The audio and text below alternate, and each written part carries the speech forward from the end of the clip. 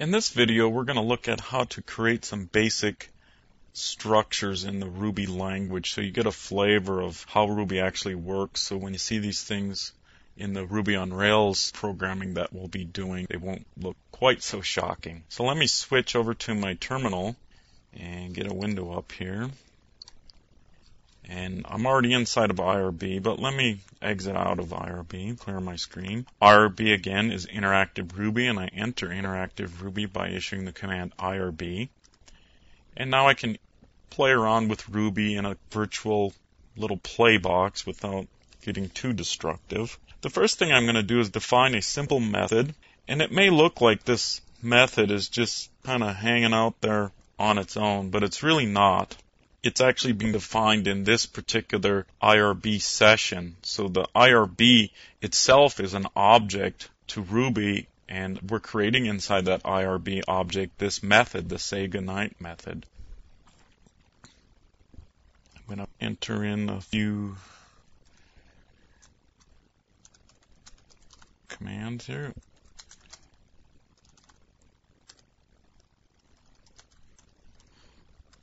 So what I've entered there is def, which is our keyword to define a method. So we say def, and then say underscore goodnight is just a method name that I created, and then parentheses name. Name is a parameter. Now you'll notice that there's no types that I've entered here. In other words, there's no return type for this method, nor did the parameter have a type. So that leaves it pretty flexible for me to put whatever types I want to return and use inside that parameter. And I'll show you a little bit of that flexibility. And Ruby is very flexible in this way. So to actually issue this method, we're just going to say goodnight, and we'll give it my name. And I'll respond back with goodnight Al. Now notice I should have had a space in there, but that's not really germane to our discussion, and we can fix that in a minute.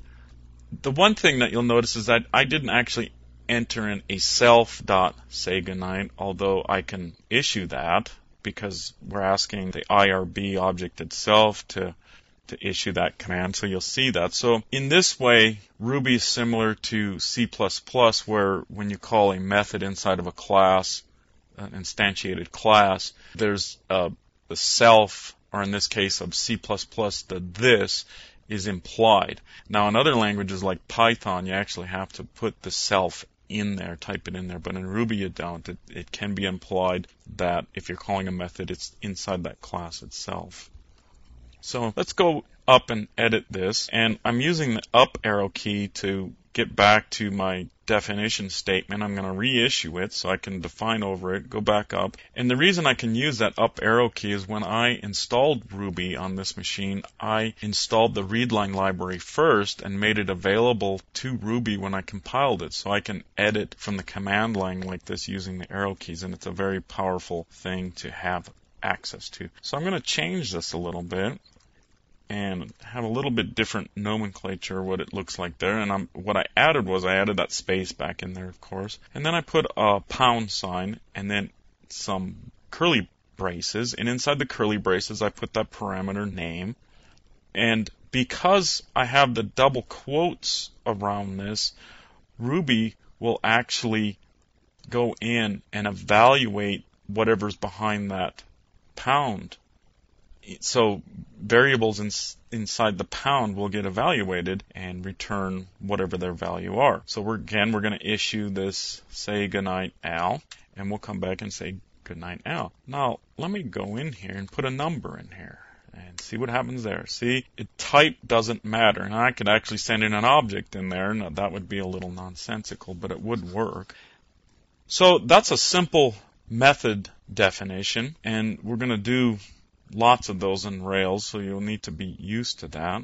The one thing that additional thing on this method I want to show is I'm going to reissue it here.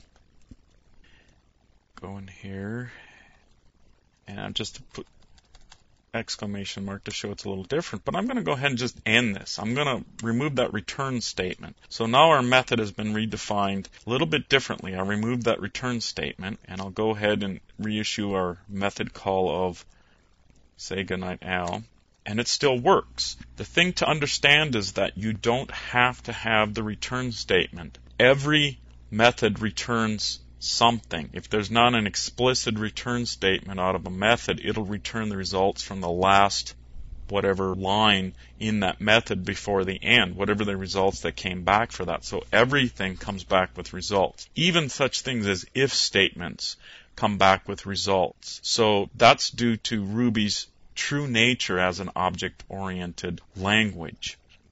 In the next video, we'll actually create a class inside of IRB and explore how to manipulate that class.